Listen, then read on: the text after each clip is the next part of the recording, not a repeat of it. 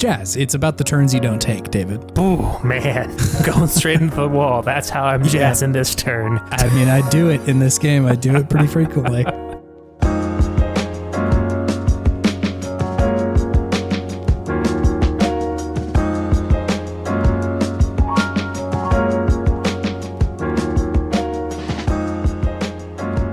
Welcome to Video Game Podtimism. It's the Optimist video game variety show where two best friends and one of their birthdays talk about the wonderful world of gaming. My name is Chase, and it's not my birthday. My name is David, and it was my birthday. Wow.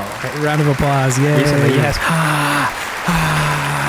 You made it. Yeah. It was, the 33rd rotation around the sun. There is this brief moment where you and I are the same year age. Mm-hmm. It's nice. It feels like we're like a relay race, speaking of the Olympics. Ooh. And I go forth to try and figure out what the next weird year of life is going to look like. I'm holding down 33 for a little bit for the both of us. Chase is looking into the maw of 34. Yeah. It feels different, I will say. I'd say 33 is like you could either be early 30s or mid 30s. 34 is like we're in the middle. Mid 30s. Yeah. That's it. There's no other way of looking at it. I hope it get cooler.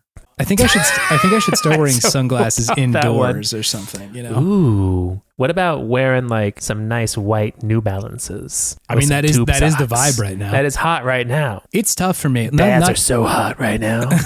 Not to go full making a caricature out of ourselves. The New Balance is a tough look for me. I know it's hot, but man, do it look like a dad to me still. I mean, I feel like when you're 20, like pulling it off right now is a different vibe than if you are actual dadding age and trying to do it in a cool way and not a dad way. I don't think it reads as cool when it's like me. You just got to keep on rocking the Converse, dog. Yeah, Converse don't seem like they're really like lacking still. Like that one is kind of held steady. Yeah, rock the Converse with the ankle socks and the skinny jeans, the carabiner keys. Let me just say, as a no-show sock hater, thank you, younger generations, for bearing that cross. I fucking hate them socks, man.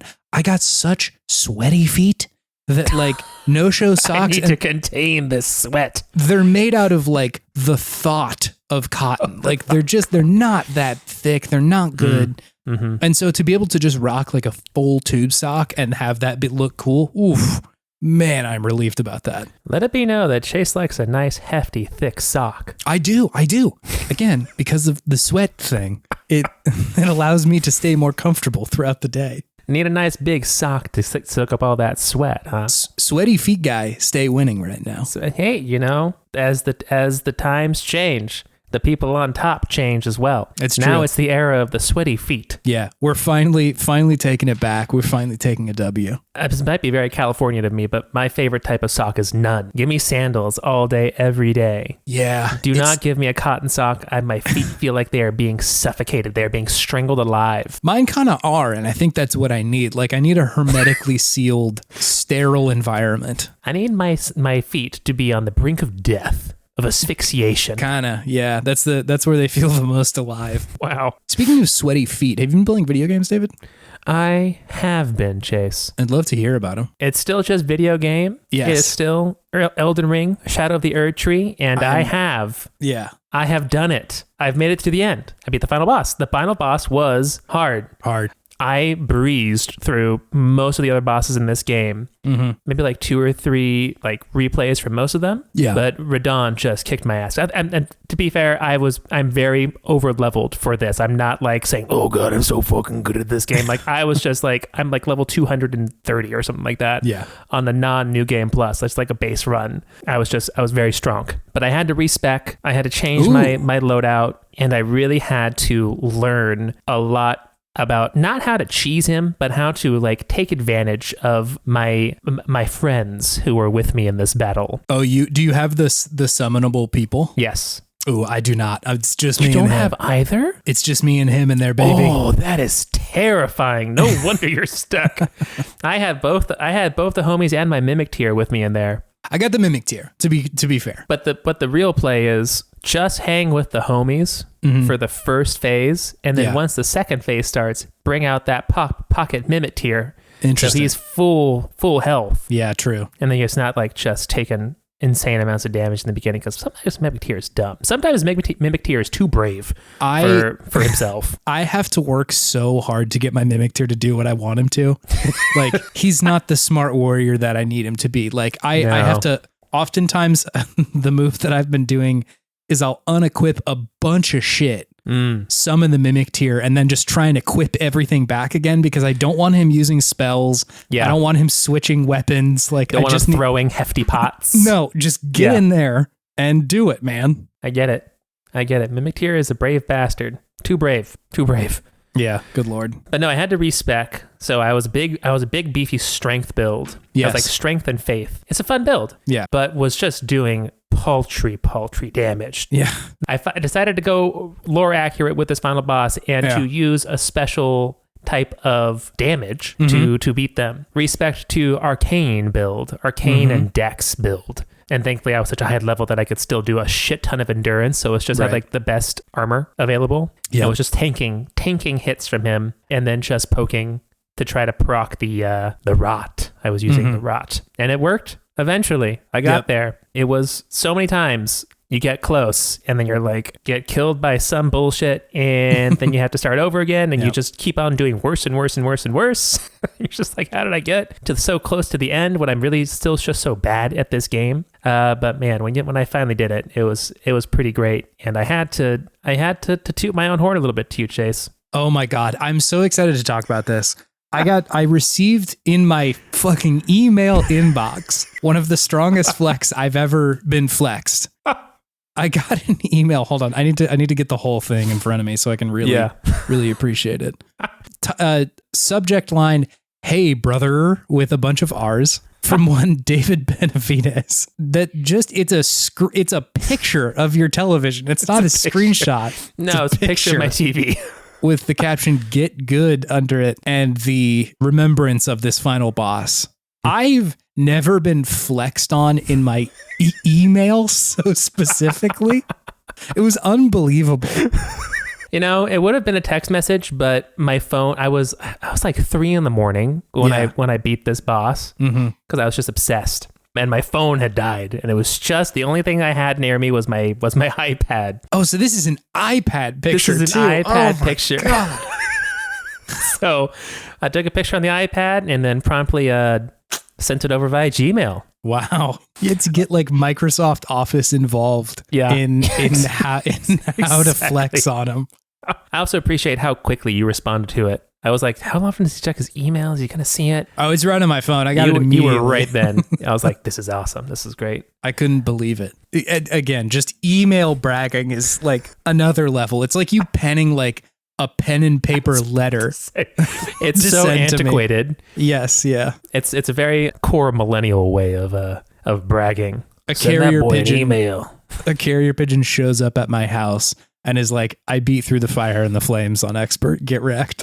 Get wrecked. I never beat that one. That one I never beat. Once. I only did it once. Fool's errand, truly. It was too much. It felt good to do, but I wanted it to be reproducible. I tried to do it in front of someone one time and absolutely blew it, and that felt worse than winning. Felt good. Absolutely. When you try to show off on Guitar Hero and you just fail, you feel like the biggest tool ever. Oh, it's so bad. And like, this was a situation where I had like brought it to someone else's house and like, I'm not used to their TV's latency or anything, you know, like that's such a big deal. And like, this is my regular setup. So, yeah. Like just give me a second. I got to like change the options real quick. Like, no, come on, dude.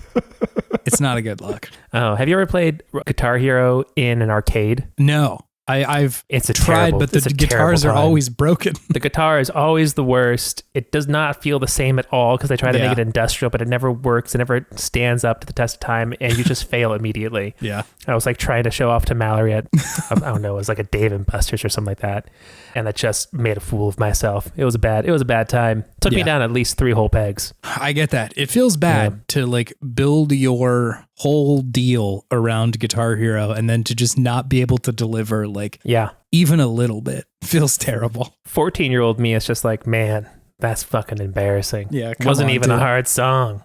I think it was the metal, the Tenacious D one, because she loves Tenacious D. Yeah. You need to do a lot of hammer-ons and pull-outs with that one. That guitar ain't working. It's not my normal setup. This is really embarrassing, but it's not me. I swear this doesn't happen. But going back to Elden Ring, I have some opinions on this DLC. Hit me. It is, I think, it shows the best and worst of FromSoft all at the same time. Yeah, I get what you're saying there. It has some of the best art direction and boss fights of any FromSoft game by far. Some of the arenas are like incredible. Some of the arenas are incredible. Some of like the characters are very interesting to me in this one. They're all like the same enigmatic individuals, but I feel like since it's a shorter experience, they kind of tie into it a little bit better, and you don't forget them quite as easily, even though of course you do, and you're like, who the fuck is Ansbach? Why are you talking to me like I know you? But I really enjoyed all of that aspect of it, and I really liked the new weapons and just how they riffed on the formula of the base game just a little bit to make it still feel fun and new. Yeah. The last boss fight, I think, is an interesting choice. Not in like lore or characters, which I think was really good, actually, but how difficult it is. Yeah. It is very difficult. And like, I had to respec for the Malenia fight too. I had to like create my Malenia killing weapon for that fight, like my special morning star that I used to beat her up. But this one felt different because it was so much more based off of the Scadutree fragments and the revered spirit ashes. And it gave me the same feeling I had like at the end of Sekiro of like, okay, I don't know how to do a lot of these things that you're like trying and expecting me to really understand how to do, or like get these items that are in these very obscure places. Yeah. And it feels like I need all of them to be able to have a chance against this last boss. And if there's one thing that really takes the wind out of my sails in a game is like a fetch quest. A fetch quest, and especially a fetch quest that is based around very nebulous or like outright not said parameters, right? As like with this game. Like was it Zelda Wind Waker? Great game, but I did not enjoy going back and finding all of the pieces. What even were they in that one? It's the Triforce. You're just looking for the Triforce pieces, right? Yeah. It's like 20, 30 pieces. There's a lot of them, yeah. Yeah, I did not like in Metroid Prime going back and finding all the little things to get to the last boss. It just feels needless to me. It doesn't feel like it adds anything to the game personally. And especially in this one, just feels like it adds an extra layer of difficulty, like meta difficulty to the final boss, not just mechanical difficulty. Because then it's like, okay, I have to look up a guide, go online. I don't know which of these Scadutree fragments I found, which ones I haven't. So I guess I'm just going to go down the whole list and just go to each one of these locations and see if I have it or not. Yeah. And that's just such a massive waste of my time as a human being at this point in my life. I feel. I'm sure there's some people who would disagree with me on this that like love finding all the Scadutree fragments, love finding all the revered spirit ashes, but some of those spots are just so off the beaten path. I didn't know to go and attack all those shades or whatever they are with the sparkly pots. Like the pots, yeah. How like, you're just gonna miss some, and then you don't know which ones you missed, and you have to go back and just look and hope is really what it comes down to, unless you use a guide. So that was unfortunate and frustrating to me, because when I first went in, I was like, okay, I'm just gonna try to use the level ups that I have gotten, and that's it, and just see if I can do it. And I just like really could not. Really had to at least I had to get one more revered spirit ash to get like the max level, but then I had to get 3 more Scadutree fragments to get just to level 18. Yeah. And then I was like, I'm not going to go and find the last 10. I'm just not going to do that. I'm going to get good at that point. And I was able to do it, but it just, I don't know, it just kind of leaves a bad taste in my mouth. It just seems needlessly not punishing, but time consuming, and not really based off of your skill level. Because the boss is just so hard that if you don't have enough of those fragments, you're just gonna, if you mess up once, and you're just toast. Yeah. So it's like either get these things to help you or do a perfect run. And that's like your 2 options. Yeah. Which, I mean, I guess they're going for trying to make it feel like you are fighting a god, which makes sense canonically at that point. But from a gameplay experience and just like a user experience and like an enjoyment experience, I think could have been done a little bit better. So that's where I'm on that, at least. It's interesting too, because like I pretty much agree with you. I don't really mind the fetch quest stuff. It doesn't bother me quite as much. It's not like fun per se. Like, I'm not having a great time while I'm doing it, but it's not like I'm like, this sucks or anything like that. But I agree that like the feeling that I'm hunting after in beating that last boss, I don't think it's going to be like triumph. I'm mostly looking for just relief of like, exactly. Oh, finally. You know? Yeah. Whereas like with every other boss in the DLC, usually it was triumph. Like even in the ones that were pretty hard, the ones that challenged me, at the end of it, I was like, oh, fuck yeah. Like we did it. This is great. And even in those situations, like one extra level of the shadow tree fragments, like it felt like a lot. Like when you got a new one, it's like, okay, yeah, I feel the difference in like how much damage I'm doing and I'm taking quite a bit less. Yeah. Whereas like I walked in really underleveled with the shadow tree fragments into the final boss. Like I think I was at level like 14, 15, something like that. Sure. And fought him and obviously got my ass kicked. And then got all of them, came back and was like, a little bit. It's a little bit easier, but like not much. It's like the scaling changes. Yes. So like once you hit level 14, you're only getting like 1 point something % more damage and damage negation each time instead of like 10 sometimes that you're getting at the earlier levels. It's like, so that's also frustrating. Yeah. And like, I think in concept, the different pieces all make sense to me of like, I like the idea that you have a different leveling system here so that everybody kind of comes in on equal playing field. So you can kind of like reset and change like how someone experiences this new place. That makes sense to me. I do like that. Yeah, like that makes sense in theory. And I like the idea that this is still kind of in the Elden Ring realm of like, if you are having a hard time with one of the bosses, then maybe don't fight them right now. Like go do something else and come back and you'll be stronger with different like fragments that you've upgraded. Yeah. And for most of those bosses, that worked really well. And like, I was having a hard time with Mesmer and had the same thing happen of like, I am severely underleveled for this as far as like the fragments go. So went around, got a bunch, came back and like, it was hard. For sure. Like I had to figure it out, but like wasn't that bad, like maybe 10, 15 times is how many times I fought that dude. Yeah. And that was like a triumphant, holy shit, hell yeah moment. And so like, I think that they have just pushed the difficulty so far at the end of this one that like, it kind of starts to fall apart a little bit towards the end there. Yeah. And I get it. The DLCs for every one of the FromSoft games are really hard. Usually they are quite challenging. Yeah. And like, that's usually the hardest part of the game. And it makes sense, right? That like, only the real sickos want to get in here and like do this. Yeah. But even still, I think that like this is kind of on the farthest end of how much punishment I can endure and still have a good time, Yeah. Mesmer was hard, but I had a great time getting my ass kicked because I was getting better kind of consistently. And then once I kind of learned his thing and then leveled up the Shadow Tree fragments, like, yeah, all right, I got you. Yeah, I agree. And I think at the beginning of the DLC, the Shadow Tree fragments were great. I enjoyed that riff on the leveling system and how to increase your stats. That instead of it just being like farming the enemies, you have to explore. And I really enjoyed that bit. But then some of the spots to explore became just so minuscule. And then at the end, especially, you just notice that difference with just the difficulty spike. At the very end of the game. And then it just becomes more of a burden than something interesting that's like organic, leading you around like with just your own curiosity and finding what you find, right? Because then I have to go and like deal with a online walkthrough. Who knows how well it's written? Who knows like how it's laid out? And now I'm like dealing with all this information in my lap on my iPad. It just takes me out of the experience so much. It's just not how I want to interact with the game. I just really wanted to see like, okay, is my curiosity and is my exploration going to allow me to get enough of these fragments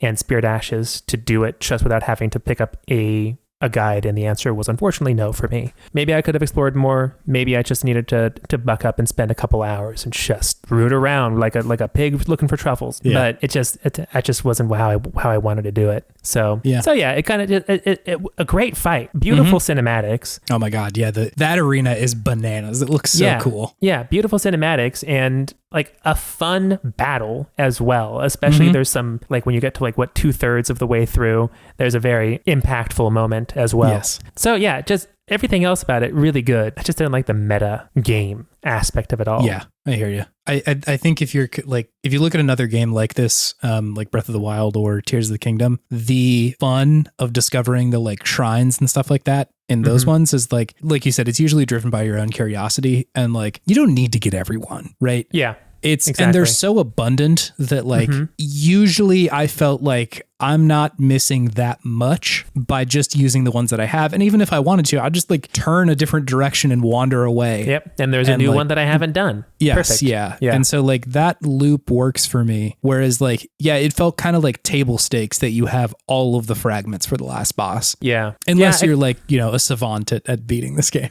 which some people are. Some people are. Maybe some people are just like, well, David sucks at this game, I guess. But yeah, I think maybe a workaround would have been just put more fragments in the world than like leveling you could do, right? So ensure that people could get to the max level a little bit easier, even if they miss like 3 or 4, whatever, right? Yeah. And then you could like sell the other ones for high amounts of runes. So you still reward people for getting them, but it's just a different reward, right? But that seems kind of anti-FromSoft yeah, in a way, you know?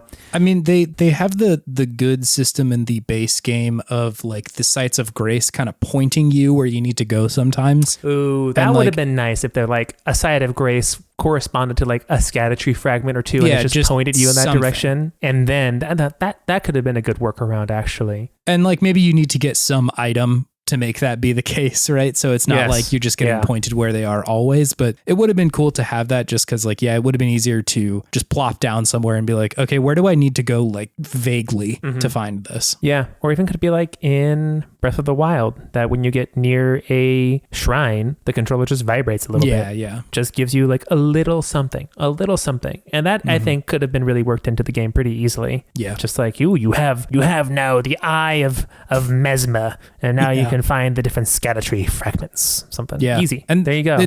It's true. They could have given it to you pretty late in the DLC, right? To the point where it's like you maybe have 4 left that you haven't found already. So like, there's maybe something to just kind of mop that up. But I agree, it is pretty anti-FromSoft. Like that seems like a decision they're not going to make. And I get it. Like I understand why they wouldn't. They don't want to really like dilute the difficulty and like the discovery and all that. But yeah, I definitely found myself more.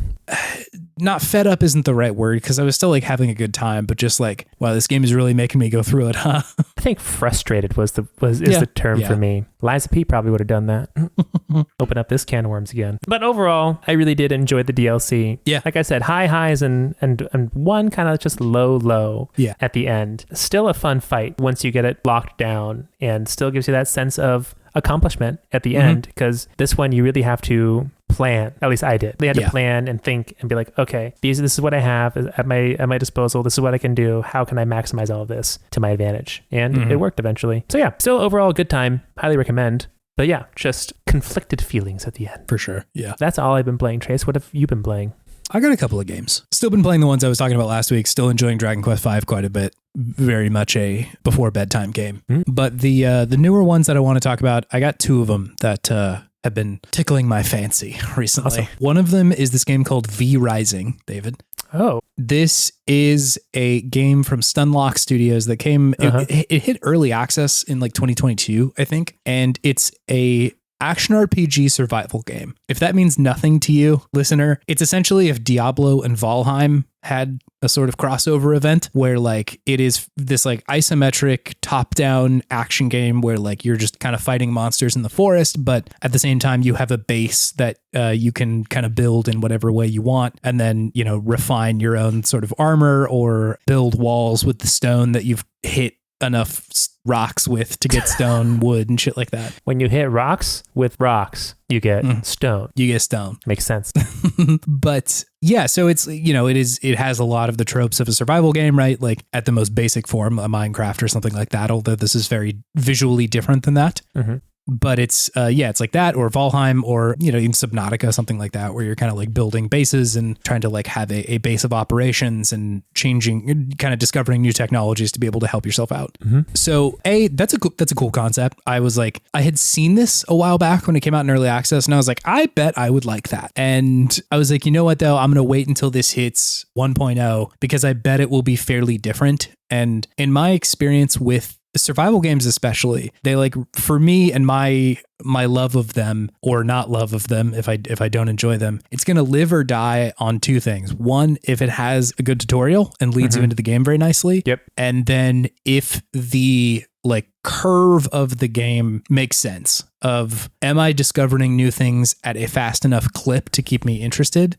And do those things feel significant and rewarding, right? It's why Satisfactory has that curve down, just like Pat, where I get a new piece of technology that I'm like, okay, cool. I can mine iron now. Let me go do that. And then you can build new stuff with iron. And then that new stuff allows you to discover more tech. And like that loop that you get into can be really good. But if it's like too slow or too punishing, or the things that you're unlocking are like, why would I use that? Like, what is the purpose of that?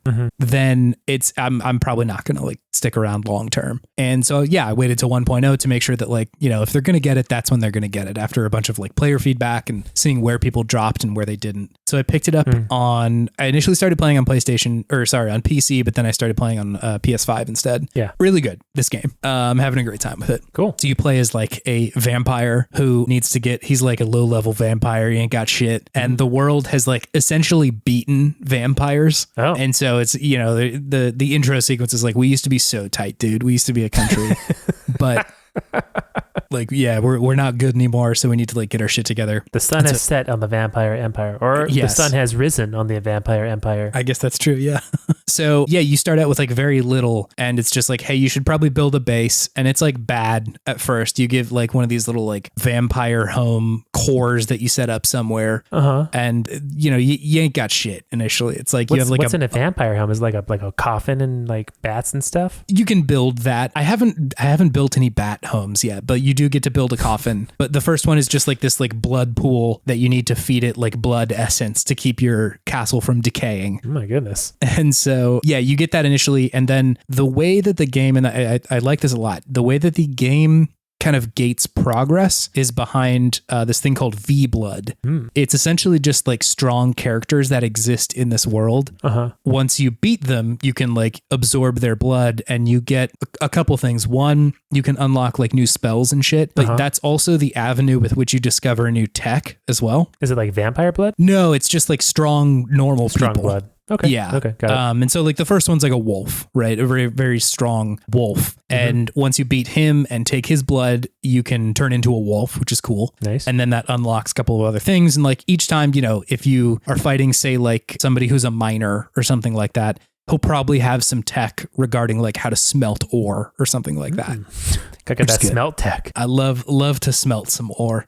And so I think that's really cool because it both incentivizes you to be strong enough to go out and like beat these people. It's not just like, you know, doing like an automation game thing where you just have to keep, you know, hitting trees until you've gotten enough stuff. Yeah, so it incentivizes you to fight these dudes, but then also it kind of loops back in on itself because once you do that and you discover a new thing, usually it's like, okay, now I can build better boots or like a cooler sword or something like that. And your level in the game is determined strictly by your gear. So like if you have better gear, then you're probably more likely to be able to beat one of the other enemies. And so you're sort of just like climbing up this tree of enemies in the game as the way that you progress, right? Because if they're super higher level, you're not able to like track them, quote unquote. But if they're within your level, you can hit track, and like there's a little like waypoint essentially that will show up of like, hey, they're over in this area. And so I just think that's all very novel and interesting, and like it brings the parts of a survival game that I like and the parts of an ARPG that I like a lot. Like I like Diablo for sure, but I think in 2024, we talked about this a while ago about just how like it feels like that feels old. It feels a little like rote at a certain point. Yeah. That like these huge, gigantic game series that are like, we really can't risk trying a different kind of game.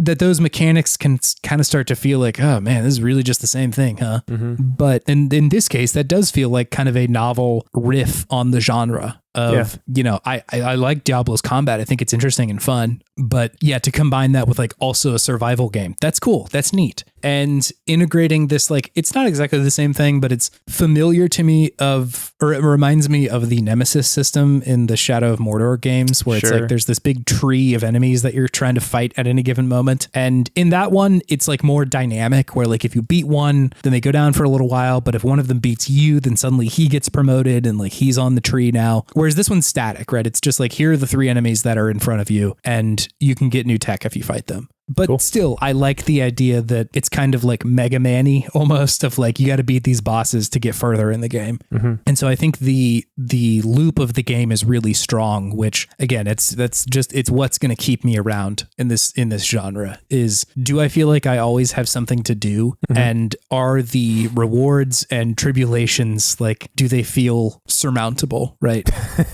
Sure. And like, I think that when that slows down, it makes sense for it to be maybe the end of the game, right? Mm-hmm. In Satisfactory, your rewards start to slow down a little bit towards the end of it, but it's like, yeah, like I'm getting towards the end here. And so the expectation is like, maybe it will take a little bit longer and I have to kind of like heave my way to the end of it, but that makes sense. Like the last little bit. Yeah. And, but yeah, like I kind of don't want it to feel that slow in the beginning or the middle game. And I don't think this one does yet. There's stuff about it that I'm not like crazy about, but I don't think it like totally ruins the experience. The daytime sucks as a vampire, and like, yeah, right? Like that makes sense. Daytime should suck for a vampire. Uh-huh. But it's like, usually whenever I get killed by the sun, I'm like, come on, man, that was stupid. Yeah. And it's definitely one of those situations where like, ideally you should probably just like retreat and like not be out in the sun. Essentially what happens is if you're in it for long enough, like it's not super like immediate, but if you stand out there for a couple seconds, you'll start taking damage over time. Yep. Until you die. And like, I think ideally the ideal situation is that, hey, it's daytime. Maybe you go back to your base and just like do base stuff for a little while. Mm-hmm. But I feel like the timing of it is just not perfect for me to be like, oh, it's nighttime and I did all the shit that I want to do. I fought everybody that I wanted to. I'm going to go back to the base and it's daytime. Perfect. Yeah. I usually get caught out in daytime when I'm like, God damn it. I was trying to go fight this person. And the solution to me is that I guess I just wait in a building until it's nighttime again. Sure. Which is like, it's just not fun. It's running in real time. So like you do have to wait real human minutes to do that. How long are the cycles? Are they even? Is it is it as dark as it is light? Is it like winter time so there's more darkness out? It's much more nighttime than it is daytime. Gotcha. I think it's like 6 hours of daytime, so it's not that bad, all things considered, but it's enough still to be like frustrating. It's enough for me to be like, oh boy, I guess I'm just going to stick around for a little bit. Sure. Or I guess alternatively, if I had a way to warp home easily, then that would also be fine. But you have to just like run back to your house if you have anything in your inventory. And so like, yeah, it ends up being kind of a slog when daytime shows are up, which again, thematically and like just lore wise, yes, I'm a vampire. Daytime should not be cool for me. But I find myself as a player more frustrated than I am like enthused about the lore, Yeah. They should let you just burrow underground and then just turn it into like a Minecraft type experience for that time. Yeah, you're just doing the underground vampire stuff. Into someone's like floorboards, take them out. You're trying to suck the blood of, I don't know, a groundhog, a bunny. A vole. Damn, the vole drop. I haven't thought about a vole in quite a long time. Damn, the vole drop. It's just a field mouse. A vole. Yeah, that's a little guy. They're pretty round, the vole. They're rotund. Like a Pikachu. It is like a Pikachu. Like Chungus Pikachu. Original Pikachu on the Pokemon card. Yeah. Let him be thick. Again, Pokemon. Yeah, let Pikachu eat, Nintendo. Game Freak. Let him actually cook for himself. Yeah, let him cook. So yeah, I think like this game is overall very good. That like I have my gripes with it, but at the same time, you can like change the settings in the advanced settings so that like if you truly want daytime to be like a couple of minutes, then like you can do that. I was just rocking with like the standard setup, and I think I've locked myself into that. And so like I think if I was starting a new game, I might like turn down the daytime a little bit so it's still like largely a nighttime video game. And just like tweak a couple things here and there. But overall, it's like very fun. The bosses are like, they can be very challenging, which I like. Again, when it turns into daytime, I'm like, oh, God damn it. Like it's unwinnable for me in those situations. But I do like the ones where it's like, all of them fight a little bit different. And so I kind of have to learn their patterns and figure out like, how do I sneak in attacks here and there? You also get to, change up your magic pretty regularly with these new V-Bloods that you're getting. And so it does kind of encourage a certain amount of experimentation with how you're playing. Sure. And so all of that I like. I think it's pretty good. Sounds fun. It is fun. I'm enjoying it. But what if they did a reverse Bokta and that's how they got around? Yeah. Like if it's actually nighttime where you are, you can like survive a little bit more in the daytime. You take your PlayStation 5 and put it up to the moonlight, and that's how you actually get stronger. You give a big woo, and then it activates Daywalker mode. You do the ocelot into the microphone on the PlayStation. Oh, I would do that. I would do that for sure. You know, Hideo was considering at some point, like, how do I make them yell into the microphone? Absolutely. His next game is going to release with a microphone, probably. Man, let him cook. Anyways, that's V-Rising. I'm having a great time with it. If you're interested, check it out. It's good. It's vampires. It's fun. Hell yeah. The other game that I want to talk about is this game called Nobody Wants to Die. Oh. This is a game that I just barely heard of. It's a game from Critical Hit Games. It came out very recently, and I had first seen this from Willow Rose coverage of it over on Kotaku. And she had pretty glowing things to say about it. And I think that she was also the place that I had heard about 1,000 Times Resist first. And I was like, okay, well, got to give it a shot. Yeah, she's bought herself a couple of just like on-site purchases from me for the 1,000 Times Resist rec. So I was like, all right, I got to give it a look. So got up in there. This is a like noir detective game that's set in like 2329, like very far flung kind of cyberpunky future. And like, it's gonna be Blade Runner vibes. Yes, I was just gonna say it is cyberpunk by way of Blade Runner, in the way that it's like you've got this kind of like retro futuristic look to it, where like Cyberpunk 2077, I think like it is cyberpunk in a lot of its visuals, but it is also very futuristic in a lot of ways. Like there's a lot of like pretty wild technology where I think like lots of holograms, it looks like. Yeah. Whereas like Nobody Wants to Die and Blade Runner 2, it's like there is wild technology, but it's still like it's very steeped in noir, right? Of like kind of a dark city, and people smoking cigarettes, and it's like always raining and shit. And so you take the role of this dude named James Kara. I don't remember how to pronounce it, and he is essentially paired up with a new person on a case, and they are trying to solve a murder, and things kind of devolve from there. There's a couple things about this. One of the earliest things this game introduces to you is that in this world that they've conjured, they have figured out a way to transfer consciousnesses from one person to another, which they have capitalized on by marketing it to people and saying like, hey, if you essentially submit yourself to this like mandatory body program, like you can live forever, essentially. Like, sure, we can take your consciousness from your old body and put it into a new one. And so that's like, I think at the core of what is going on in the game is just this kind of like lore drop very early on. You get a lot of like references in the beginning of like, you know, James having some kind of problem with his last body, right? Of him saying like, you know, I'm 110 years old technically. Whoa. But, you know, something happened. And so you get a lot of that. And so immediately I think the game it's set up this very neat question of, what are the implications of that in this world, right? Which is very, very cool. I love a big sci-fi question where they're just like, here's the thing that we're going to be tackling in this game or movie or show or whatever, where there has been just like such a dramatic scientific discovery that like you want to know how this has to affect everything, right? Yeah. And they kind of slow roll showing you how, you know, the world works, but you know, immediately you're like, what do you mean like people have to submit their bodies, right? And like, why is the government so interested in like you have to take care of your body, right? Like, you know, don't do dangerous shit, don't abuse drugs and alcohol because we need like good bodies, right? And it's also like what happens to the people, right? Yeah. What happens to the ones? Yeah, like all that kind of stuff starts kicking around. The implications are very fun to kind of like toy around with. But the other thing that it's doing is that like this game is just so steeped in noir and like not in a kind of cheeky genre riff, you know, like it's not being like that's your dad's noir is what you're thinking of. This is new shit, you know. This is new noir. We got babes and guns. Actually, old noir had babes and guns too. So like maybe this one doesn't anymore. Ooh, pool noodles and it actually just has pool noodles. Just pool noodles. It's all pool noodles. I stepped into the dark corners of my local gym once again, pool noodle in hand, as I always did. Dames hated when I brought my own pool noodle, said it made me look unfancy. I'm telling you right now, James Kara don't never bring somebody else's pool noodle to the gym. I gotta bring my own. Gotta do that trick where you fill the bottom up with water and spit it out in one hand. Got a little water cannon. It's a little bit of water, a little bit of my spit. Pretty gross if you ask me. Everybody doing that all day? At the end of the day, you're looking at a big pot of nasty sweat, my friend. God. Chase, you do this thing where you like look down and take a breath before you get into a character. And whenever I see it, I get so excited. I'm just like, it's happening. Who's this new guy that's going to show up? Who are we meeting? Yeah, what's this character's name? Poo Noodle Tommy? It's James Carrots, the same guy from this game. Oh, okay, sorry. James Carrots? James Cara. James Cara, okay. Were you thinking about how to do a James Carrots? I was thinking about it, yeah. I was also trying to think, like, is there a Tube Tommy or, like, Pool Noodle Pete or something in there? Tubby. My name, Tubby.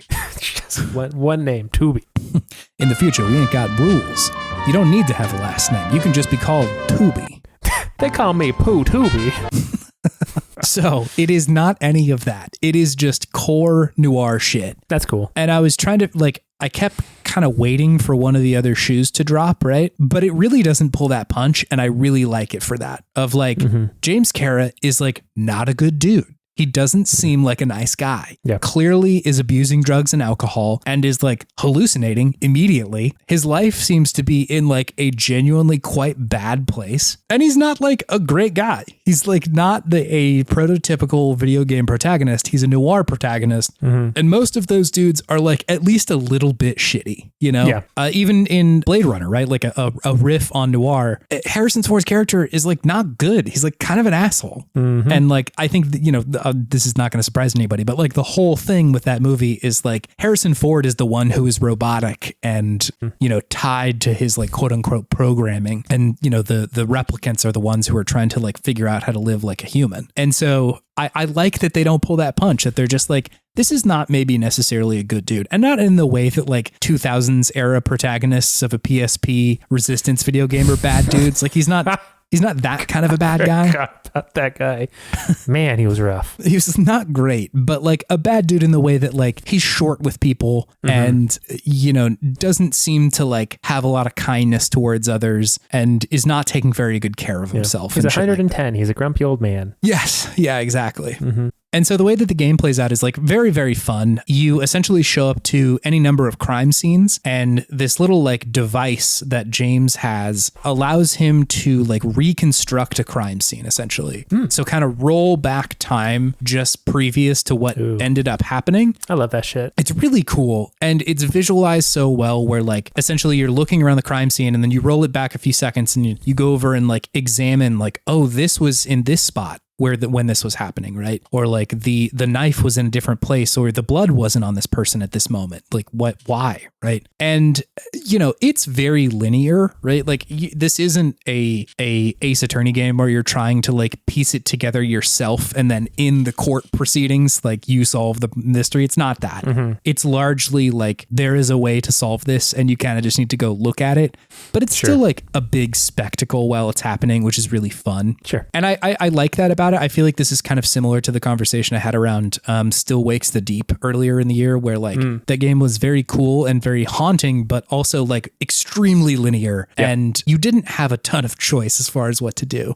This one you get a little bit more because you've got a couple of tools that you can use, and you know, scanning UV rays and moving time back and looking at different shit, and like all that's really cool. It's all very cyberpunk too. Like the technology is great, but it's at the end of the day, it's still like a narrative game first. And so, you know, I've seen the game online take some heat for being like not really that choice driven or like, you know, fairly linear in what you're supposed to do, but like that just doesn't really bother me. Like I think I'm just kind of enjoying the tone of it and the fact that it's very noir, and like the story is pretty interesting, and again just like drip feeding me little bits of like, oh, that's how this works, or that's how the, you know, the body thing happens, or you know, I don't think this is a huge spoiler, but like one of the first people you show up to, it's like you're supposed to recover, he's been killed and, or you know, is labeled as dead, and you have to go like recover the part of him that will exist even when he is dead, right? Whoa. So if you're able to retrieve that, they can just put him in a new body, no problem. But when you get there, it's like somebody has fried that part of his brain, so he is like fully gone at this point. Damn. And so,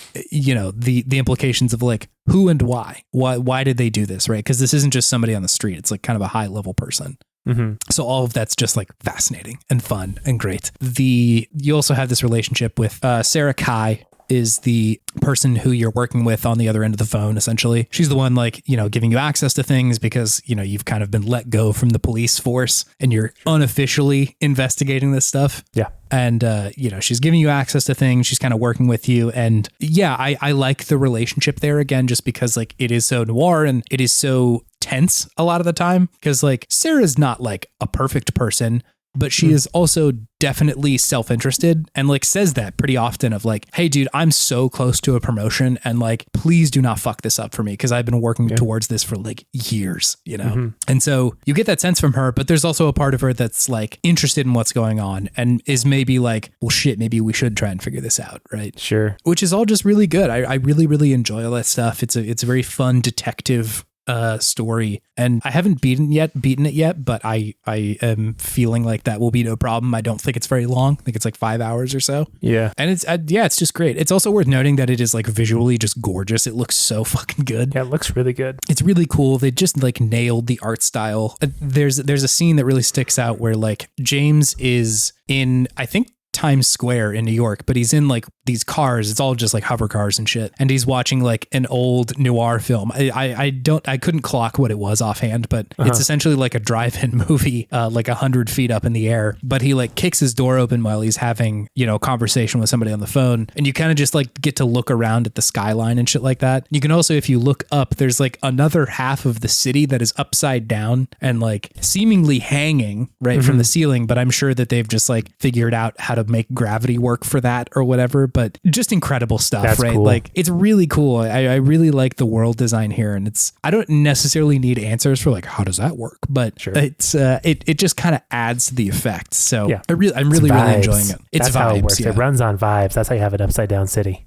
yeah, exactly. And I feel like games oftentimes, and I don't hate when this happens, but I feel like games oftentimes will sort of like play with genres and tropes in a way. And I feel like that's a very not recent, but that's the thing that's happening in a lot of like books and movies is like, you know, the kind of like genre deconstruction. And some of that can be really interesting. And I like a lot of that, but I kind of also enjoy this kind of stuff where it's like, no, we're just doing the noir thing. We're just going to make it cool. We're going to make it cool. And like, we're going to kind of rely on what's cool about that genre. I think it's why Uncharted works so well, because it's like, you've seen Indiana Jones, you know what's going on here. Yeah. And like Uncharted has a lot of other shit going for it, but it's definitely like a swashbuckling adventure, you know? That's the hook. That's the first thing that they're like really trying to convey to you. Like, get ready. Yeah. Like Sully is definitely Sully. Like he's not going to pull off his mask at some point and be like, I'm actually a young, hot guy, not this like old dude who likes to smoke cigars. Yes, you know? Exactly. I'm actually a Nazi come to get you.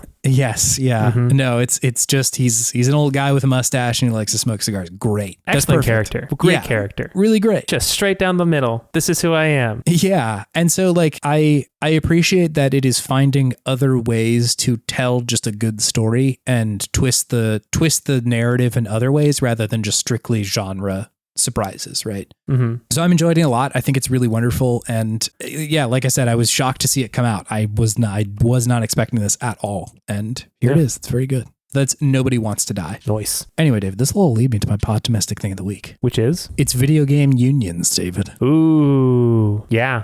We out here forming unions, man. We out here. There was a couple of pretty significant ones recently. There's the SAG one, the voice actors. The SAG one is on strike currently because I think it was like a problem around like AI voices being used in games. Like they didn't get a great deal there. Sketch. But there have been a lot of ones. I think Bethesda was the one that kind of like happened fairly recently of like, holy shit, they have like a wall-to-wall union for the workers in there.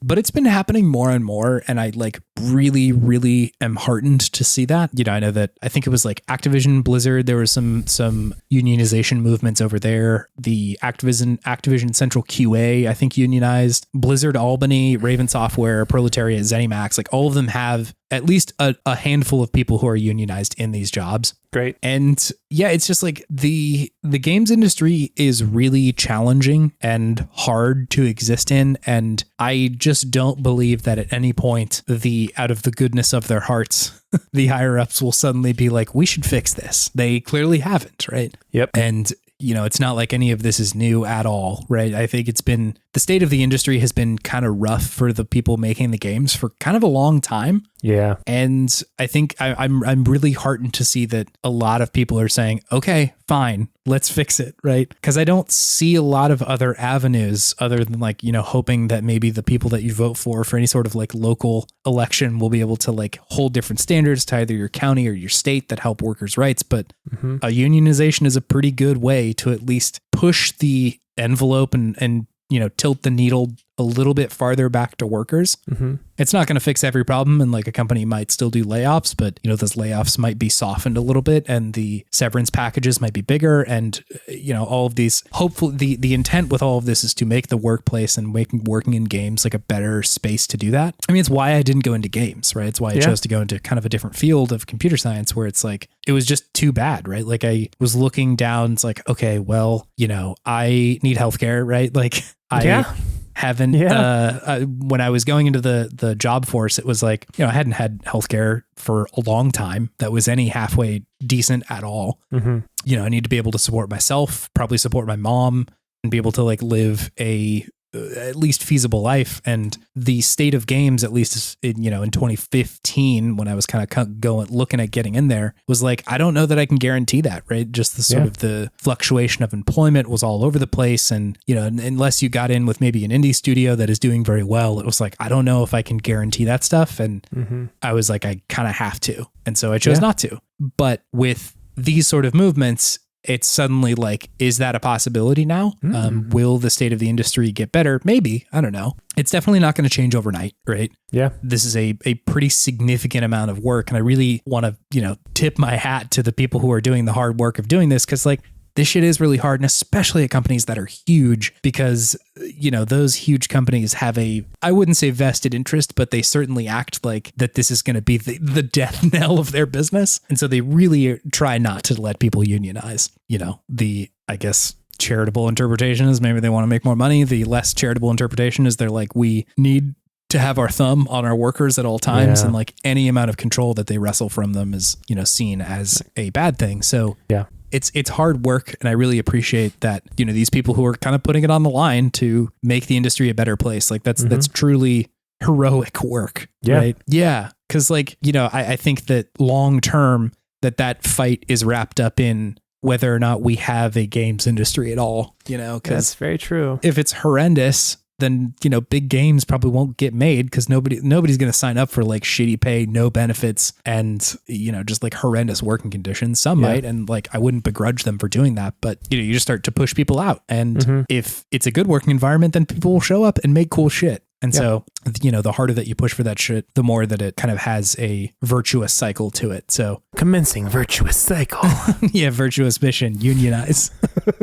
So yeah, the games industry is kind of nightmarish a lot of the time, but I was very heartened to see that that's like kind of gaining steam in a way that it's not just like, you know, 10 people here and there who are able to kind of scrape together something that's like very cool and good. But like when it's a wall to wall union, like that's a big fucking deal. And something that's like genuinely good for the industry. What is it? The video game industry has been more profitable than movies for like decade now. Like there is more than enough money to go around. Y'all. There's a lot of money. There's a lot of money in there. So good on you. Unionize. Excellent. Workers' rights. All for it. Yeah. Let's go. For real. Do you have something fueling your sense of optimism, David? I do. What is it? Respecking. Oh, absolutely. I'm with you. Love it. Just get a different flavor of this character I've been playing with for so long. Yep. This arcane dex build, pretty fun. Has to play very differently, but it's just it just gives you a different taste. Like you can access all these weapons now that you weren't able to before. All these different skills. You can really just have a very different experience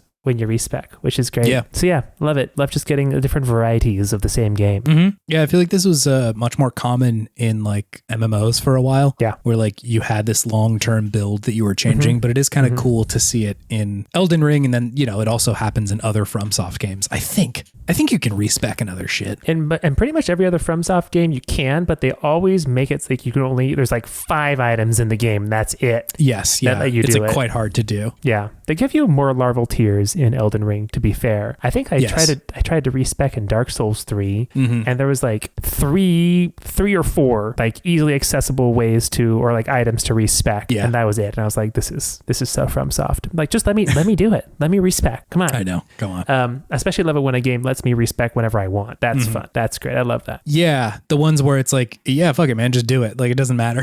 Yeah. You were really a barbarian before? Be a mage. Great. Yeah. It's good for you. It's good for you. Learn something.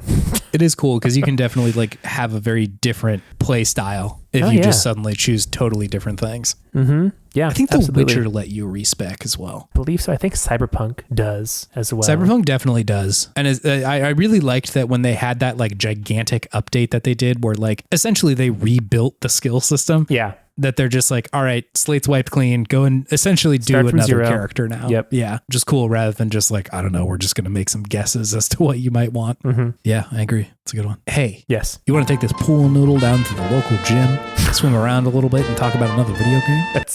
I don't know what pool noodle you're talking about, but I don't want to join. I don't want to join. Great. I'll see you there. But I still want to talk about one of the best games of yesteryear. Yeah. All right. Let's do it.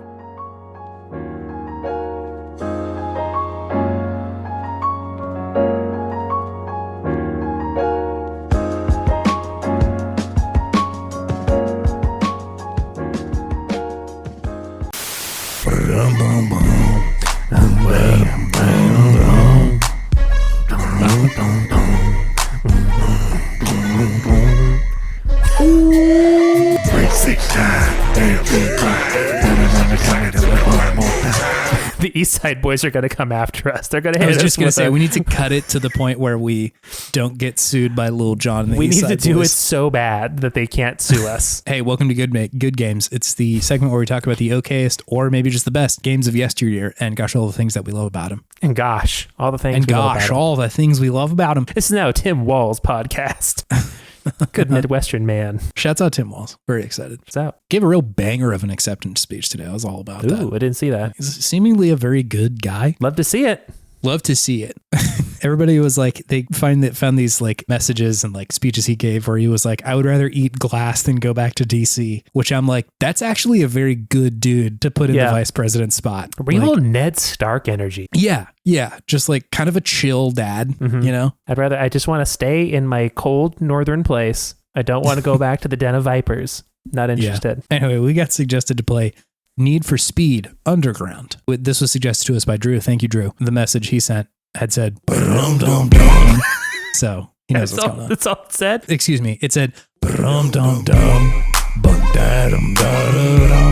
which is the full message. Beautiful. Yeah. So we want to talk about it. This is like, I would say probably one of the better games we've played, but it's also not one of the better reviewed games we play. I will say that. Really? Yeah. It wasn't being like reviewed well. It was reviewed well, but like some of the ones we played here are like critical darlings, like 10 out of 10, 9 out of 10. Usually we go for, if you're new to the show, usually this segment is like games that are fine, but 6 or 7 out of 10. But whenever we're like particularly busy or something, we'll give ourselves a little treat and just have like a very easy one where there's an abundance of good shit in the game and, makes it a lot easier to play these ones. David, I know for a fact that you played Need for Speed Underground. Oh, yeah. I like watched you do it in your house. So I know this for I played a lot of this game. I did too. It was hard for me to remember exactly what the mood was like at the time, but it really did feel like a holy shit moment when that came out. This game is millennial core. I think it is. Yeah. Just so much about it is just steeped in the time. It's riffing off of the popularity of Fast and the Furious, the whole entire like underground street racing fad that was going on at the time. The music, the colors, the way that people talk and the things that they wear in the game are all just so good. Yeah, it's very much of the time. It is like a little time capsule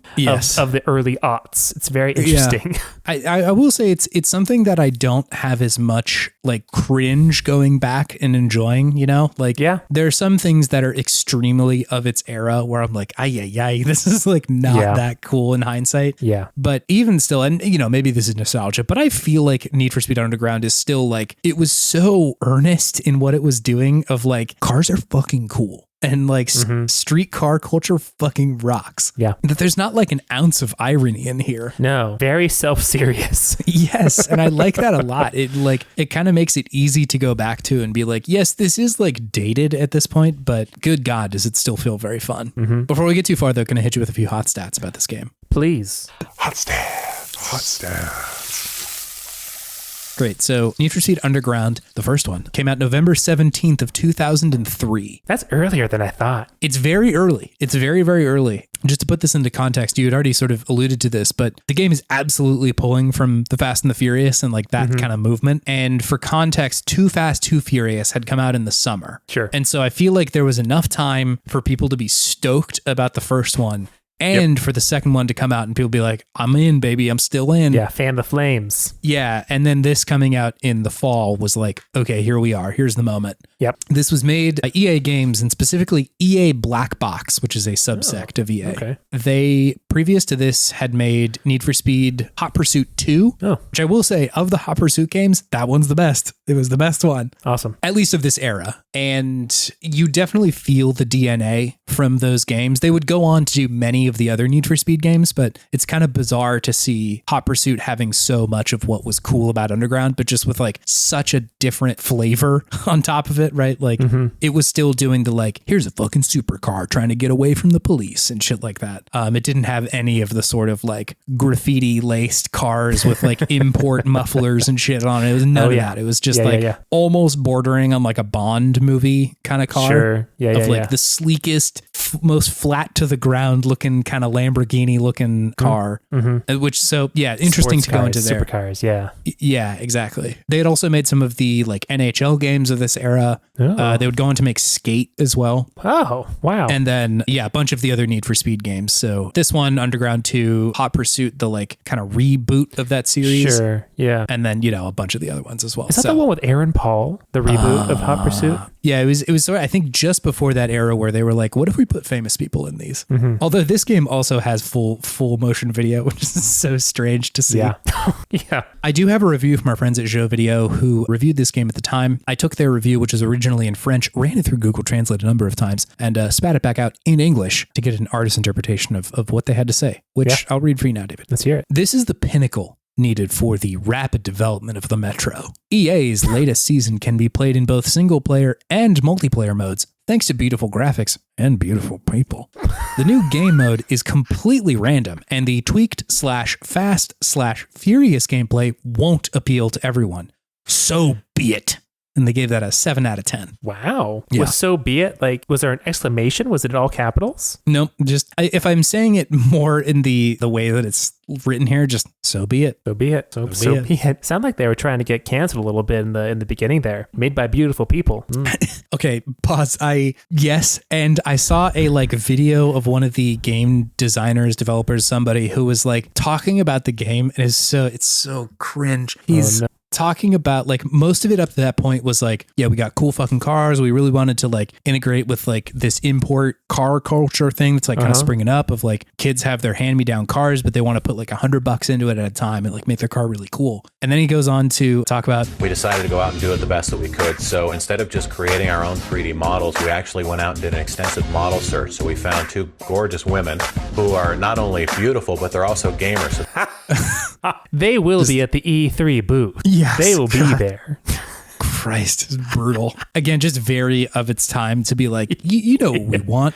We want hot babes in this game. Yeah, so a tough watch on that one. That's brutal. Yeah. You can't talk to me like that at work, sir. No, yeah, just like I was kind of like, are they allowed to do this? What the fuck is that? That's so weird. They used to be in the good old days. Could you tell me what this game is, David? This game is a third-person racing game where you there's like a very loose story, but essentially it's just your dream to be an underground racer, a street racer. So you just get involved in the scene with a very strong woman in the lead in the game who just like mocks you a lot in the beginning. But she's kind of there just throughout the story as like the person who guides you through, essentially.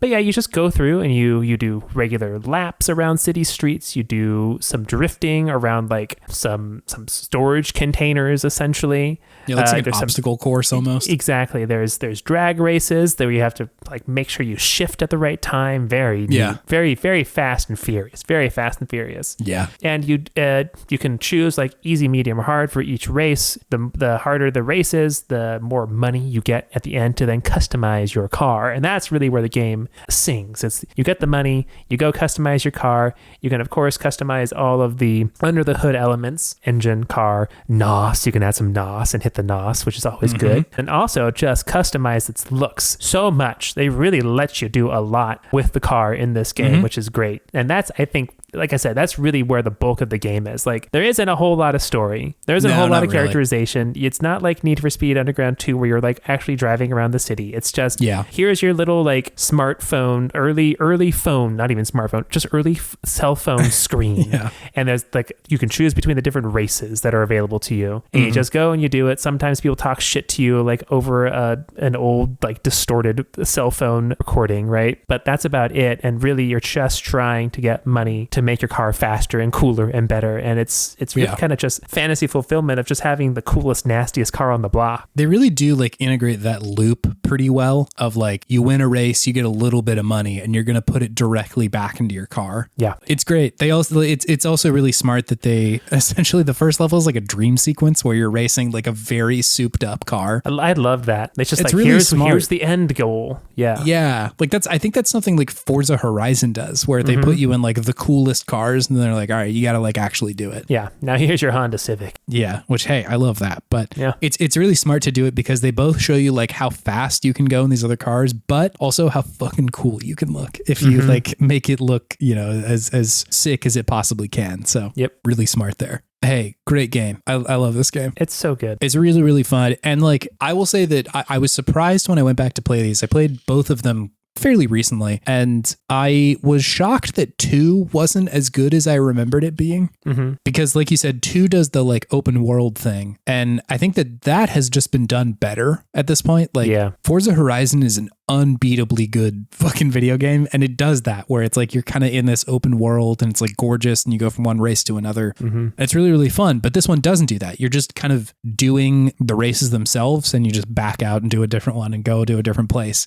And so for whatever reason, it like my brain didn't trigger into like expecting something different. It was just like, yeah, we're just racing, and the racing still feels phenomenal. Still feels really, really good. That's the thing that stuck out the most to me, because I have played some of the more recent Need for Speed games, and they just feel so slow and pedestrian in comparison, even at like my base Honda Civic level in this game.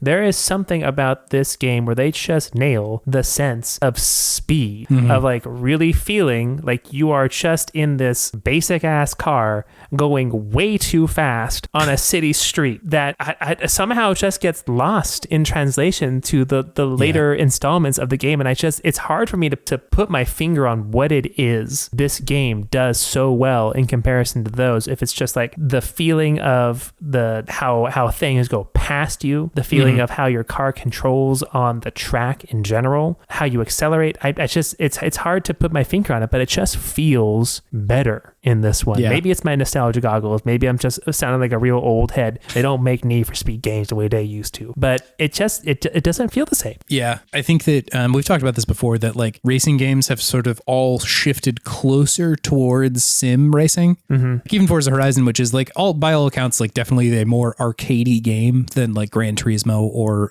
Forza Motorsport. That's still kind of like you got to brake when you're going around corners. Yeah. And this one, like I was braking like I was playing Gran Turismo, and I was getting like farther back towards the pack, and the game is like, don't. Yep, pretty much. Just steer and don't let off the gas. Don't let off the gas. You can hit the brake and the gas at the same time. Yeah, and that works. But never let off the gas. Yeah. Just keep going. Maybe even just hit the NOS. See what happens, you can just baby. blast through it. I think it's a combination of things. One, like the like sense of momentum and speed is really good in this. Like the turns that they have you do are rarely hairpin. You get kind of enough room to kind of maneuver in there, and the cars all feel kind of floaty in a way. Yeah. Like it takes a long time to turn around a corner, but when you get the feel for it, it ends up feeling really, really good. Where I think that the sim racing games are asking you to like really exercise a lot of patience and control, and in some points memorization of like what the track is. Yeah, absolutely. Whereas I think this game is asking you a lot more to kind of riff and like respond to the turns rather than like, I got to memorize exactly what this track is. This is jazz racing. It's jazz. It's about the turns you don't take, David. Oh man, going straight into the wall. That's how I'm jazzing this turn. I mean, I do it in this game. I do it pretty frequently. But yeah, something about that. And then also I had read, so there was this interview that, let me see, Chuck Ozieha had done with GameSpot back in 2003. They were talking about Need for Speed Underground. I think this was like prior to launch. And he was talking about, I'll just quote him directly. He said, our visual effects director had previously worked on the pod racing sequence in Star Wars Episode 1 and had done a lot of experimentation with camera shake. What we learned from him was that not only how effective the technique can be, but also how to implement it in a way that looks natural and enhances the sensation of speed. I think you feel that. You feel the like, when you're going around corners and using NOS and shit like that, it kind of does feel like a pod racer where like the screen is shaking, like you can hear the wind and shit. I honestly see that very much. Like thinking back onto Star Wars Pod Racer on N64, I can see the similarities between this game and that game. You get it. You see it. Yeah, I see it. Floaty. It's floaty and like, when you get going fast enough, you feel it in the game. You're like, I am going way too fast down these streets. Yeah, exactly. It almost feels like you're flying, which is great. Yeah. Especially in the drag races where it's like, there's no real turning. It's just like, if you want to be in a different lane, you just hit left or right. Yep. But yeah, it's like the like music gets a little bit quieter and you can just hear like the wind going past the car and shit. It's like if this car had wings, I would be flying. I would have liftoff. Yeah. And so it's really cool to see that like it's possible that other Need for Speed games maybe did feel mechanically like this, but maybe the visual effects just weren't in the same spot to like make it feel as good. So I think that there is something that's like there is a sum of parts here that equals something greater than I think that they've hit in a lot of the other series. I agree. Although I did like Need for Speed Unbound. I thought that one was pretty good. Is that the newest one or the second newest one? It's the newest one. Like it's definitely kind of like, hey, you remember Underground? It's like kind of doing that, but I thought it was pretty good. I'll have to give it a shot. It's worth it. Yeah, it's worth it. Do you have a favorite like kind of competition in this game? Honestly, I like the drag races. The drag races are great. They're really, really fun. I have not experienced almost any other game that's like drag race is a type of race in this game, and we're going to kind of flesh it out, and it's going to be fun. And they nail it. You really are like at just like on the edge of your seat. Like when you are just shifting into fifth gear and you're just slowly going faster than the person to your left. Oh, it feels good. Feels really good. Yeah. It's very much like, I mean, the Olympics are on right now, so it's very much like watching one person on a race just pull away, and you can just see that their momentum is going to take them to the finish line faster. It's just, there's something satisfying about that slow roll to victory, that slow, fast roll to victory. Yeah, I think that it's just another example of how they have nailed the game feel here. Because like, I don't know necessarily if that feels exactly like how drag racers are done, or like if that's how cars even work, you know? Right.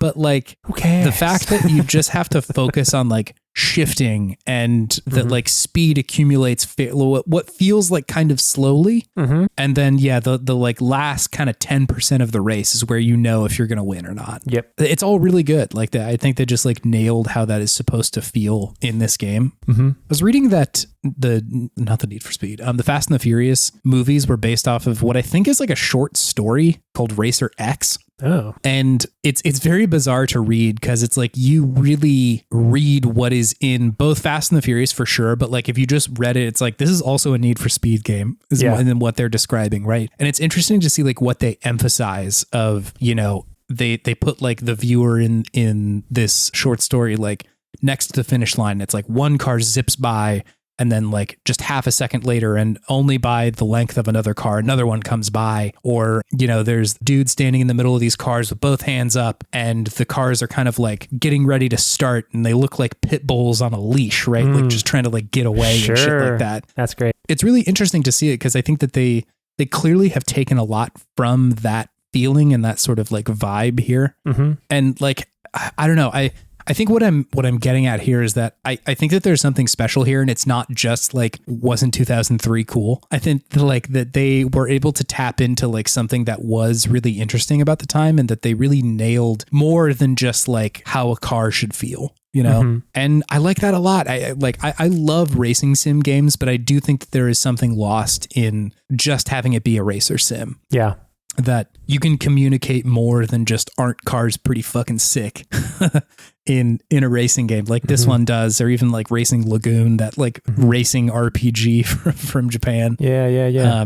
That there's a lot you can do with that. And I think racing games have almost become like pigeonholed into being like sim games, even like games that are different, right? Like Wreckfest or like Project Cars or something like that. Yeah. They're different things for sure, but I think they're all kind of in the bubble of simulation. Whereas like, I love the fact that there's a dumb fucking story in here. Yeah. And you're like trying to climb your way up some like kind of like respect ladder or something like that. Right. You had a little respect meter on the bottom. And you're like racing for like who is the best in any given competition too, right? And once you finish with, once you get through all the drag races, it's like you drag race the guy who's been like your introduction, right, to the whole thing. All that's really good. I think like it's very video gamey to be like, there's a boss of drag racing, but like, yeah, that's cool. I want to beat the best guy at drag racing. The guy who taught me how to do it. I want to beat him. Yeah, it's really good. I was also kind of bizarre, but the thing that they had written on Wikipedia was that Olympic City, the place that this takes place,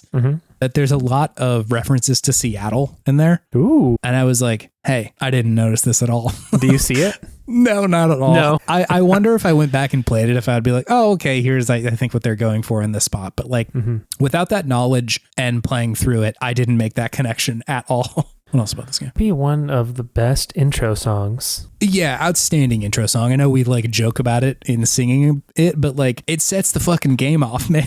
It is an immaculate vibe. Yeah. The immaculate vibeception is really what it is. It just puts you in a time and a place. At least for me, this is nostalgia goggles talking right now, but man, does hearing that song just in general get me going? And then when it is also with Need for Speed Underground, I'm like, let's absolutely go 100%. Let's do this. I think it helps that song is also a hit unto itself. So it's not like just Need for Speed Underground that I associate it with, but like, when the game starts up, I'm like, yeah, dude, this gets me going. Let's go. They have a Nate Dogg original song for this game in it. Yeah.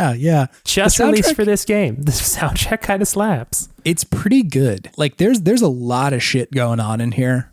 Just again, Get Low feels like this and Dearly Beloved from Kingdom Hearts are like right next to each other as good title tracks for a video game. Absolutely. Which is shocking to hear those two be right next to each other. But like, yeah, man, it gets me ready for the video game. Your heart knows it to be true. Yeah, there was kind of a lot of different genres represented in the soundtrack. Like, definitely rap and hip hop, but like, there's also like borderline metal and EDM and like drum and bass too, which I love that. You love your jungle beats. Shouts out our episode about Buck Bumble, which introduced me to jungle music. Good as hell. But yeah, you had Nate Dogg doing an OG song, T.I. in here. Obviously Lil Jon, the East Side Boys, P.D. Pablo, Static X, Rob Zombie, Lost Prophets, The Crystal Method, Junkie XL, Andy Hunter, Asian Dub Foundation, and BT.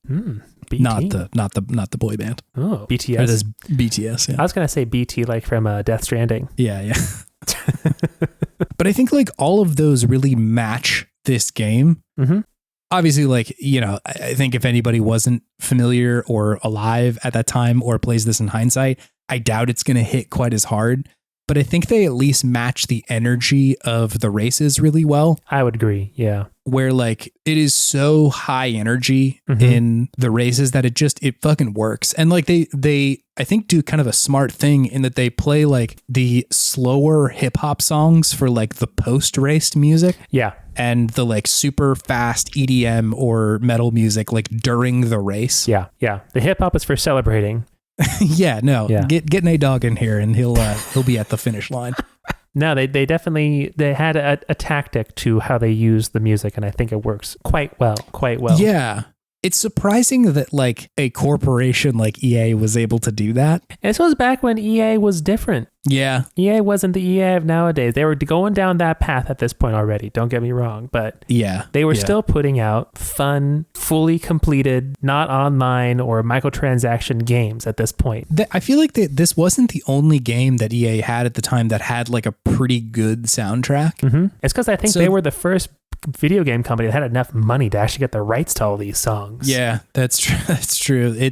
That was kind of a rarity in this era. Now that you mention that, it's true. Because it was like it wasn't marketing for these artists at that time. It was like, do I really want to be associated with a game? Yeah. Right? Yeah. No, it's true. Yeah, because like, does Petey Pablo, like, is he really like feeling like, oh, is this gonna like make me look weird or whatever?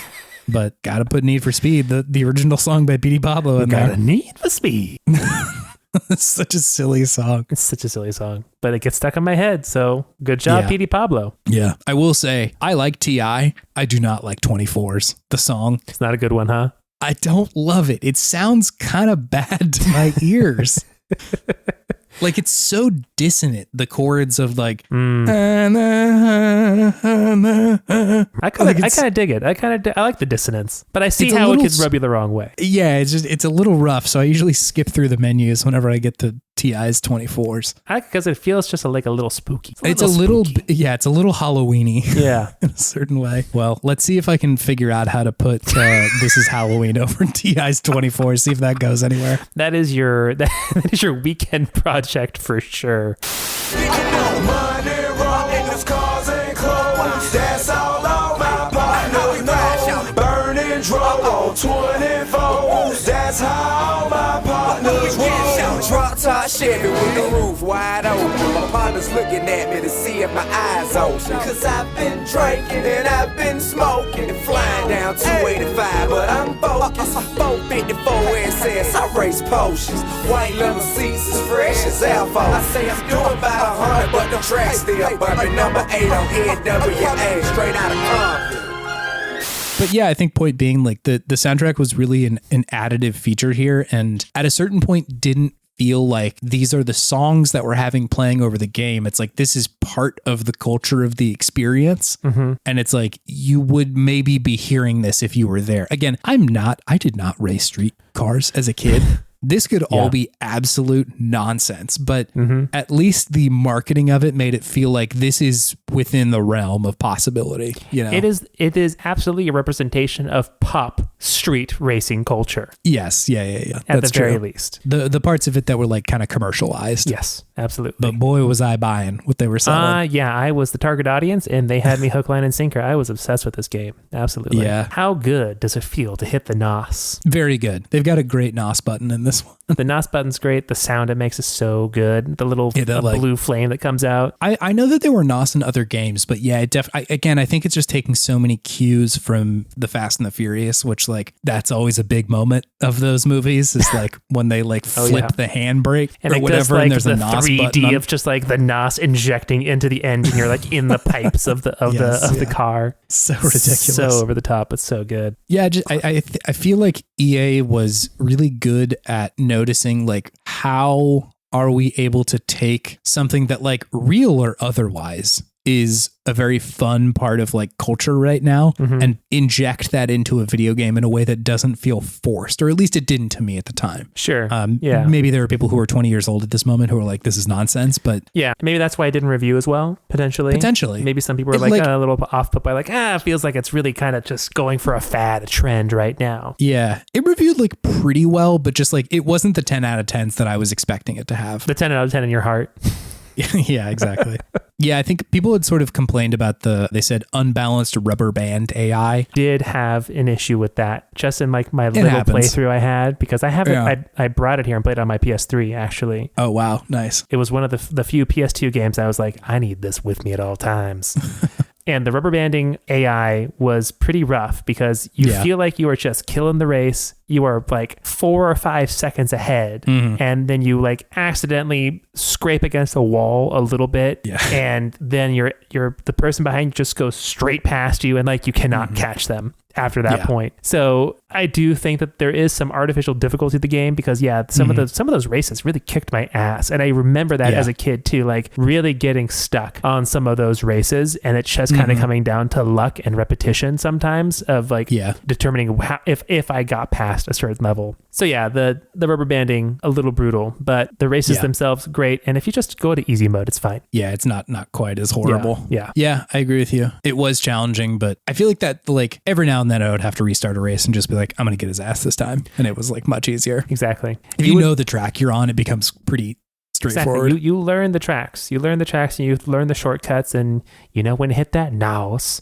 right? You're good to go. Oh yeah, there were like straight up shortcuts in this game, huh? Where it's like if you just go a little bit inward, it's like there's a very shorter route to the end of the map. Yeah, not really like good. Not like humongous shortcuts, but like decent ones where like shaves off a turn, right? Yeah. Like a small or a turn. couple of seconds. A couple of seconds here or there. Yeah. Some of them are like not good though. There's a couple where like you go off a couple of jumps and it like really slows you down.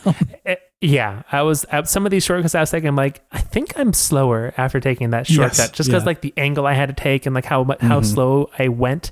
I'm like, I don't think I could hit that better. Yeah.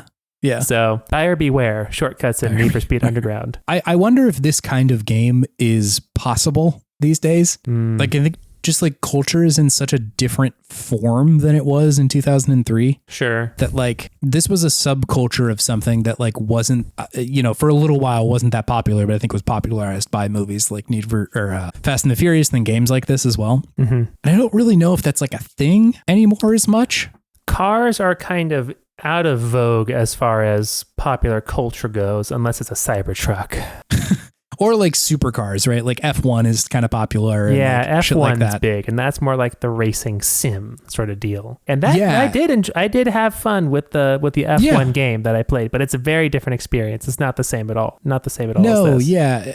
I guess I'm just wondering, like, is it possible to have games like this that are driven from like a bottom up cultural experience? And I don't know. Like, I don't know if that's necessarily a thing that like culture has in the same way. I'm sure there are ways to do that, right? Like niche communities exist now still, but like, I think it's so much more accessible to get in there than it was at the time. Like, in this situation, like, how would you have access to a street racing scene? It was very hard to kind of penetrate that. And so, but now it's like, if you want to check that out, you could probably just like watch YouTube or like go on a Discord of people who like street race or something. And like, yeah.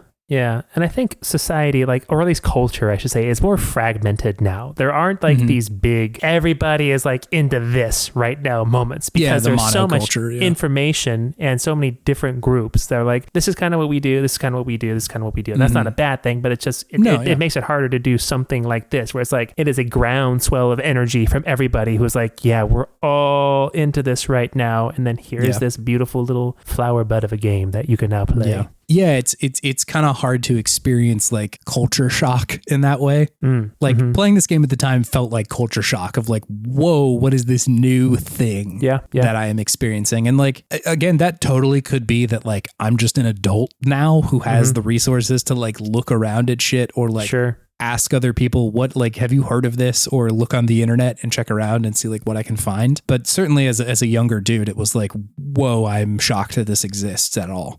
It kind of felt like a bolt of lightning. And so I feel like it might take a different approach to find something now that is as niche as this, but you could still market it as like cool. Yeah. I'm definitely not like a doomer of like things were better. Actually, I don't really think that. That is not what we're doing right now. It's not the same thing. And so I guess my curiosity is more just like, how could we do something as cool as this in 2024? YouTuber kart racer. Oh my God. And I guess there is a little bit of that, I guess, in the arena battler sphere. Yeah. Like with the multiverses, with all like the pop culture, everybody fights each other games that are out there right now. There is a little bit of that, I think, going on there. And it's more of a broad swath of pop culture. It's not like a little niche area that then becomes this giant thing. So it is a bit different there. It's kind of top down, right? Of like, here's these like existing properties that we all have access to that we're going to like let that you we know by with. our focus groups everybody loves. Yeah. Or, you know, it's somebody putting the X-Men into Fortnite. It's like, we know exactly who that's going to bring in. Perfect. And so like, it is sort of this top down thing, but I mean, Fortnite's kind of an interesting example because I think that they're always looking around for like, what is something we can put in the game that will like feel like it is bottom up. I don't know if it necessarily is, but in a way where it still feels relevant and like they're making a game that's current and urgent, but obviously they're a huge, gigantic company and like they're still making money off of all that shit. And so is EA here. But I do think there was an interest in like subculture and niche and that kind of thing at the time that I wonder how that would exist now. I think it's possible, you know, but yeah, I'm just not sure if it would be in the same form. Yeah. Probably have to be like an indie game of some sort. For sure. Yeah, definitely. It's the only way that something different can get made nowadays. Yeah. Anyway, good fucking game. Yeah. Really loved it. Do you have anything else to say about this one? This game is still fun. I played like a couple hours of it. And it still just feels good to play. It really does. It's got the need for speed. It feels fast. It feels fast to play it even still. So hats off to you, EA Black Box. You made, I think, a classic. Yeah, definitely. I was really relieved that the racing still felt good. You know, still feels like really good. You know, the FMV stuff is bizarre. So obviously the hot girls with cars is weird. Yeah. But like the moment you step your foot on the gas, you're like, yep, it's good. It's still good. I have now disregarded everything that nice racing man in the beginning of the game has told me about not going fast because now I just want to go fast. Because now I have the need for speed. Thanks, Drew, for your suggestion of this one. Good game. Thanks, Drew.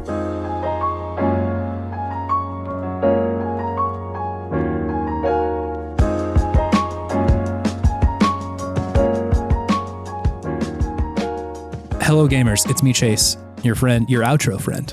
And here to guide you through the outro.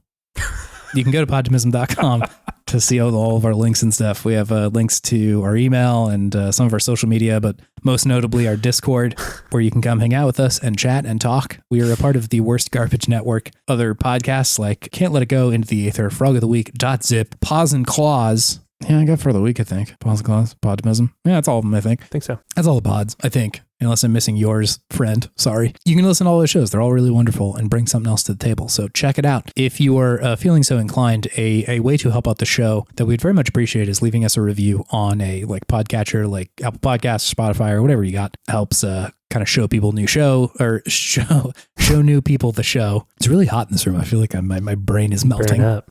Residual seafair. I should have brought my floaty, my pool noodle.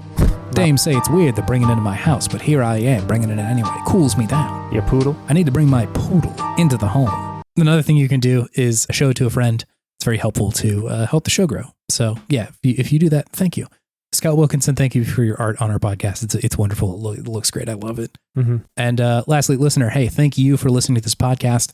There are a million podcasts, and you've chosen to listen to this one. So thank you. Thank you for doing that. It's a great joy to make it. Love to do it. And yeah, having a great time. Happy to have you here. David, do you have any gaming wisdom? I do. What is it? Sometimes if you have the need for speed, just answer the call, baby. Pick that phone up and say, yeah, I'm here. Let's go. I'll play that video game. Also, I would very much recommend getting a puppy on your birthday. It's a great time. Oh man, yeah. If you've got the means to just like have a dog and you don't have a dog, man, it's really nice. The need for puppy called me and I answered and I said, yes. Yes, please. David got a dog on his birthday. I got a dog named Pop Tart. Pop Tart. Really good name. I got to say, I'm very, very thrilled about the inclusion of Pop Tart. Good dog. Standard pood. Black and white. Yeah, sweet. Smart dog. Would really blow Snacks out of the water as far as just intelligent dogs goes. Hey, Snacks is very sweet. I love Snacks. She's great, but like intelligent is not on the list of things that I like about her. Do we need to make like an attribute distribution for Snack? Yeah, a dog skill distribution. Chart. Yeah. Yeah, what it would do? Like, is she able to respec her skills into a different skill tree? Oh man, is it gonna like change her physical form like it does in Biomutant? Oh my god, damn, the Biomutant callback. That was one of my favorite things about the game. That you look a little different when you respec. You look a little different when you just when you create your character. Like right, where you put your attribute sliders, it'll like make the character look different. Oh yeah, that's true. I totally forgot about that. So I was just imagining Snacks just like, I'm putting it all in intelligence after what Dad said, and she's just getting a big old head. She's getting very long legs now for whatever reason. Still the pug body, but just very lengthy legs. This is a horror we have. It's very scary. Yeah, like a greyhound with a pug body is really scary. Oh God, it's like one of those long horses. Yes. Oh God. Yeah. Answer the call. The need for speed in a video game. Probably don't do it in real life. Yeah, don't speed. That's real wisdom. Be nice. Be nice on the road to your fellow people. It's so bizarre. We're all shocked. just trying to get somewhere. I'm shocked that like everybody doesn't die from car crashes all the time. There's so surprising. There's so many nut jobs out there. I know. Like other people are driving out there. Like don't be mucking around with that one, you know? You know who's in that car that they downloaded from the internet? Someone's mother. That's true. She's just in there hanging out. Someone's dog. Someone's dog. Someone's poodle that's respect into a pug. Into a driver. That's actually a fun idea. An alien being that just comes to Earth and just respecs continually to turn into different things. I'm a driver today. Now I drive cars. Now I'm dog. I wish, you know what? I would definitely take a couple days as a dog just to see what's up. Anamorph it. I bet it would be pretty sick. All right. We'll see you next week, gamers. See ya. Bye. Bye.